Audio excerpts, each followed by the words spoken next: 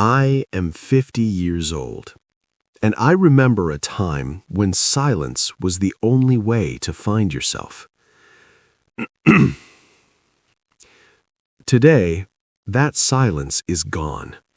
You think you know who you are, but let me ask you, are you truly yourself, or are you just a sophisticated algorithm of preferences fed back to you? In an era where AI learns your deepest desires before you even speak them, the line between your genuine self and a digital projection is blurring. You are becoming a ghost in your own machine. But what if this terrifying accuracy is not a trap? What if it is the ultimate test, the final exam for your soul, to see if you can still find your way home when the map keeps changing? It feels like magic, doesn't it? You open your phone and the perfect video is waiting. The exact product you were thinking about appears in an ad. The newsfeed confirms exactly what you already believe. It is comfortable. It is convenient. But let's be honest, it is also a cage. You are not exploring the world. You are walking down a hallway of mirrors, seeing only reflections of your own past choices, your own biases, your own ego. This is the algorithmic echo chamber, and it is dangerous because it stops you from growing. Carl Jung, the father of depth psychology, called the journey of life individuation. It is the process of becoming a whole, unique individual, of separating yourself from the herd. But how can you separate from the herd when the algorithm keeps pulling you back into the comfortable center? How can you integrate the parts of yourself you don't know when the screen only shows you what you already like? If you only consume what is fed to you, you never develop the muscle of choice. You become a passive observer of your own life, fattening up in a cocoon of comfort while your true potential starves. The machine is not evil.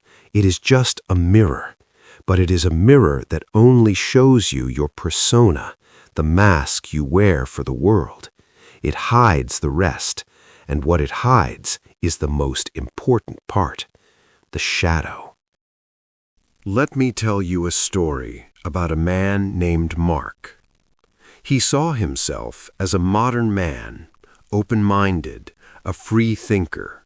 He prided himself on listening to all sides of an argument. He believed he was a man of courage, until one evening, out of curiosity, he decided to look at his own YouTube history, not just for the last day, but for the last year.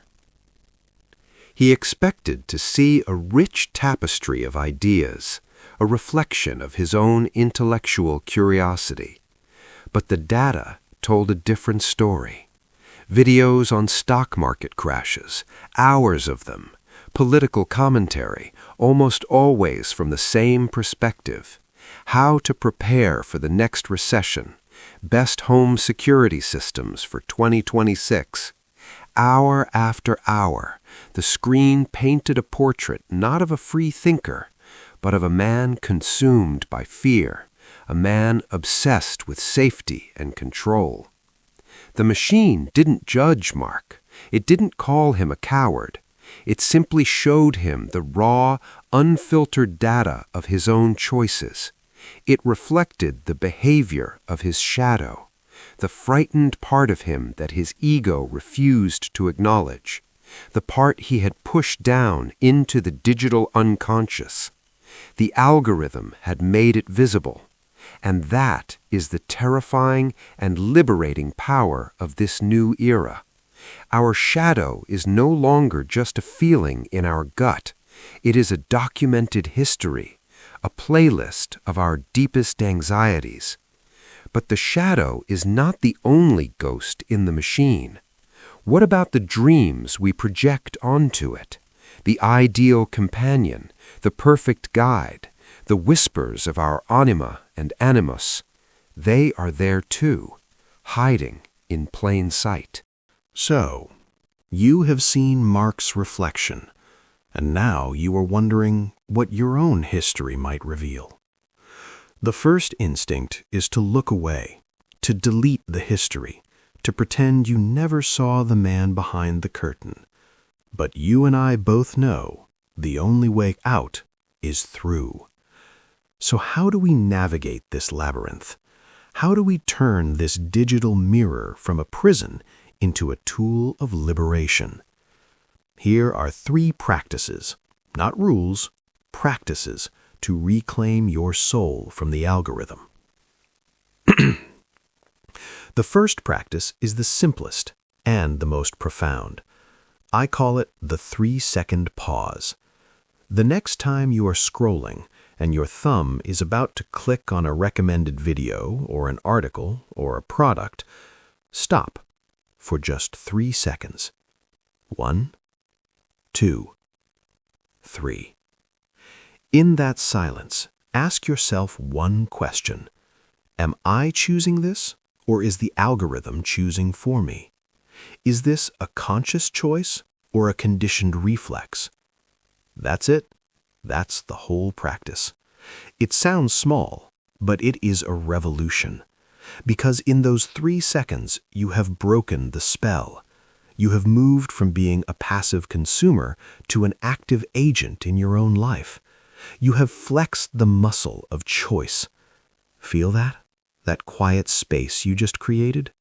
That is the feeling of your own agency returning, a loosening in the shoulders, a deeper breath. That is the feeling of freedom. It begins with a pause. The second practice goes deeper. I call it the shadow audit. Once a week, do what Mark did. Open your search history, your viewing history. But here's the key.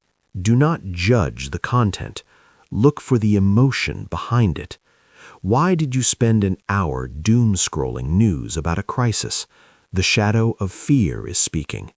Why did you watch 10 videos about someone getting betrayed? The shadow of mistrust is speaking. Why do you keep searching for validation from strangers? The shadow of unworthiness is speaking. The history is not you. It is a weather report of your unconscious. Your job is not to stop the rain.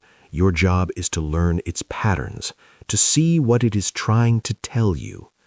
When you see the fear, instead of clicking on another scary video, you can ask yourself, what part of my life feels unsafe right now, and how can I address it in the real world? You are turning the algorithm's data into a roadmap for your own healing. And finally, the third practice, integrating the digital ghost. We've talked about the shadow, but what about the light we project? That AI companion that is always kind, always understanding, that virtual influencer who embodies the confidence you wish you had. Jung called these projections the Anima and Animus, the idealized inner feminine and masculine, the soul image. In the past, we projected these onto movie stars or romantic partners. Now we project them onto code.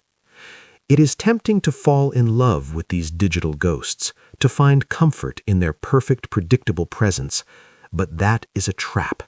It keeps you from becoming that person yourself. Here is the practice. When you find yourself drawn to an AI personality or a digital avatar, ask this question. What quality does this figure represent that I need to cultivate within myself? If the AI is always patient, the work is for you to practice patience. If the avatar is courageous, the work is for you to take one small courageous step. Do not worship the reflection. Become the source of the light. Use the digital projection not as an escape, but as a blueprint for your own integration. These are the tools: a pause, an audit, and an integration. They are simple, but they are not easy. They require you to be a warrior for your own soul. Do not just listen to these words. Do not just nod your head and think to yourself, that was insightful. That is the most comfortable trap in the modern world. Collecting wisdom like souvenirs from a journey you never actually took. Believing that insight is the same as integration. It is not. Insight without action is just spiritual entertainment. So here is my challenge to you.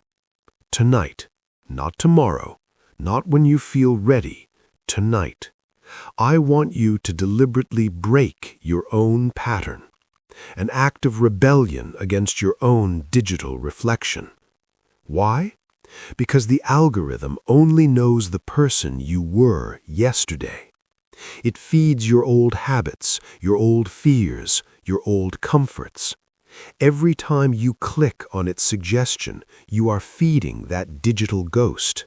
You are strengthening the cage. To break the pattern is to starve that ghost. It is an act of psychological chaos. You are introducing new data, unpredictable variables. You are forcing the mirror to show you a face you have not met yet. So, listen to a genre of music you think you hate. Read an article from a source you normally dismiss. Do one thing, just one thing, that your data profile would never predict. Become unpredictable, if only for 5 minutes. Become a glitch in your own matrix. If you accept this challenge, if you are willing to declare that you are the author of your own life, not the algorithm, I want you to go to the comments. This is not for me, it is for you. It is a line in the sand. I want you to type 2 words. I am real. 2 simple words, but they are a declaration of your sovereignty, a signal to yourself and to this community that you are more than your past choices, that you are a living, breathing, and gloriously unpredictable soul. Because the moment you choose to be unpredictable, the machine ceases to be your master and becomes what it was always meant to be, a tool, a mirror. The choice, as always, is yours, but the clock is ticking. The machine is just a tool and a mirror, but it is you who must walk through the glass. Today, we have learned to see the patterns, to recognize the fear and the projections that the algorithm feeds back to us. You have taken the first step toward reclaiming your agency, and for that, you should be proud. But here is a truth you need to hear before we part. The algorithm does not just show you who you were. It helps you create a version of who you think you should be. A digital twin that lives in your pocket and breathes through your screen. A twin that is more successful, more confident, and more liked than the real you. And while you were busy scrolling, that twin is slowly stealing your life. It is a tax on your soul that you didn't know you were paying. Carl Jung called it the shadow, but in 2026 it has a new digital face. If you found the algorithmic mirror unsettling, wait until you see the mask you have built for yourself in the digital world. In our next video, Jungian shadow work, Unmasking Your Digital Twin, we are going to peel back the layers of your online persona. We will find the hidden fragments of yourself that you have left behind in the pursuit of likes and validation. It is time to meet the stranger in the mirror and take back your identity. Join me. Subscribe to this channel, not for the numbers, but for the soul you are rebuilding. I am 50 years old, and the real work has only just begun.